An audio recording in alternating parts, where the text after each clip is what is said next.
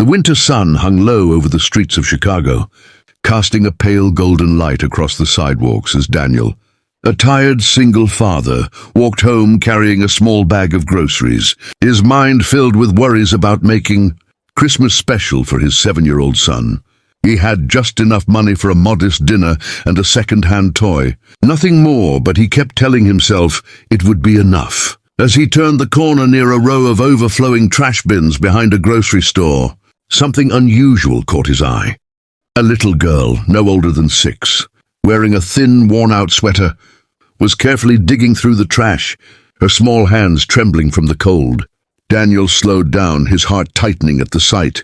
He looked around, expecting someone to be nearby, but the street was quiet. Only the distant sound of cars and the faint hum of the city filled the air. He stepped closer and gently called out to her, asking if she was okay. The girl froze for a moment before turning to face him, her big eyes filled with a mix of fear and determination.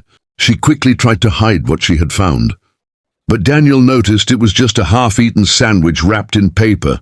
He knelt down and softly asked why she was searching in the trash. The girl hesitated before speaking in a quiet voice, saying she needed to find food for her father, because he was sick and hadn't eaten in 2 days. Daniel felt a shock run through him, his chest heavy with emotion. He asked where her father was, and she pointed toward an old abandoned building down the street. Without thinking twice, Daniel stood up and told her to come with him. He led her to the small apartment he shared with his son, where warmth and the smell of simple food filled the air. His son looked surprised, but smiled as Daniel explained they had guests. They all sat together as the little girl ate quickly but politely, her eyes lighting up with every bite after she finished. Daniel packed some food and insisted on going with her to see her father. When they reached the abandoned building, Daniel stepped inside and found a weak man lying under a pile of blankets, his face pale, but his eyes filled with gratitude as he saw his daughter return safely.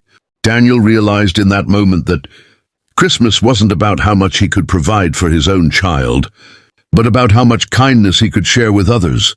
And though his wallet was nearly empty, his heart felt fuller than ever before. That day changed everything for him, as he promised to help them get back on their feet, knowing that sometimes the greatest gifts come from the simplest acts of compassion. And if this story touched your heart, don't forget to like, share, and subscribe to my channel, Impressive Tales, for more powerful stories like this.